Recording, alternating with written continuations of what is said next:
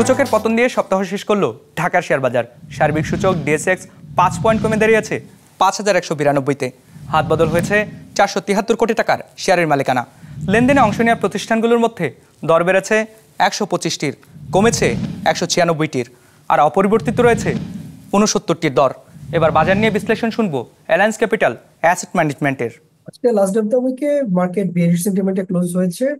এই উইকের opening index ছিল 5198 এবং তা খুবই সামান্য পয়েন্টস কমে এখন তা ফাইনালি ক্লোজ হচ্ছে 5193 পয়েন্টসে। অর্থাৎ ইন্ডেক্সে খুব একটা পরিবর্তন দেখা যায়নি এই সপ্তাহে। পাশাপাশি এই সপ্তাহের অ্যাভারেজ টার্নওভার ছিল মাত্র 400 কোটি টাকার মতো, অর্থাৎ মার্কেট ইনভেস্টররা যথেষ্ট কম পার্টিসিপেট করেছে এই সপ্তাহে। পার্সেন্টেজ ওয়াইজ আজকে প্রাইস বেড়েছে 32% কোম্পানির প্রাইসে, কমেছে 51%-এর, এবং অপরিবর্তিত ছিল মাত্র 17% কোম্পানির প্রাইসে। ফাইনালি সেক্টরের দিক থেকে আজকে সবচেয়ে বেশি টার্নওভার ছিল ব্যাংকিং সেক্টরে, followed by pharmaceutical sector, food and allied sector এবং টেক্সটাইল সেক্টর।